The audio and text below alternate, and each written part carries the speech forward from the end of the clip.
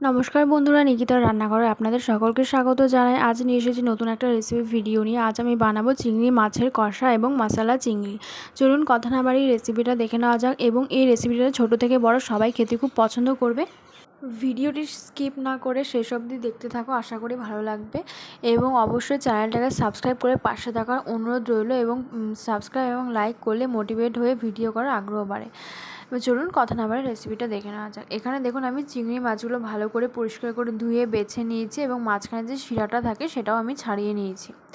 এবং কড়াই বসিয়ে দিয়েছি, কড়াইটার মধ্যে তেল দিয়েছি, তেলটাকে ভালো করে গরম করে নেব।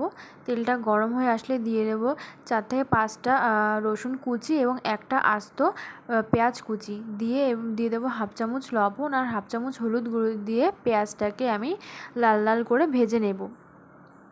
লবণটা দিলে পেঁয়াজটা একটু নরম হবে। পেঁয়াজটাকে আমি ভালো করে ভেজে নেব, দেখুন বাদামি করে ভেজে নেব। এবং আবার কিছুটা আমি নাড়াচাড়া দিয়ে নেব। পেঁয়াজের থেকে কাঁচা গন্ধ, পেঁয়াজ রসুন থেকে কাঁচা গন্ধটা যতক্ষণ না যাচ্ছে ততক্ষণ আমি এটাকে ভেজে নেব।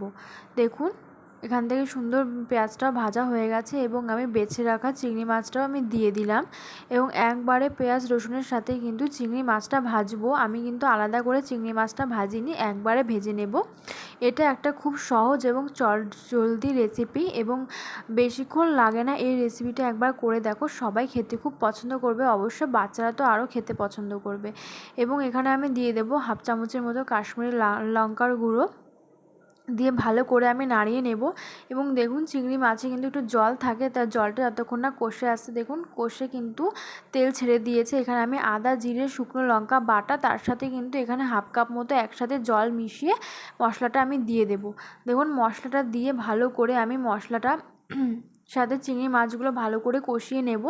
এটা কিন্তু বেশিক্ষণ লাগে না, 2 মিনিটের মতো কষিয়ে তারপরে নামিয়ে নিতে হবে। এবং সবচেয়ে সহজ রেসিপি এবং বাচ্চাদেরও কিন্তু খেতে খুব পছন্দ করে। ভিডিওটি ভালো লাগলে অবশ্যই লাইক কমেন্ট শেয়ার এবং সাবস্ক্রাইব করে পাশে থাকার অনুরোধ রইল। দেখা হবে নতুন একটা রেসিপি ভিডিও নিয়ে। সবাই ভালো থেকো, সুস্থ থেকো।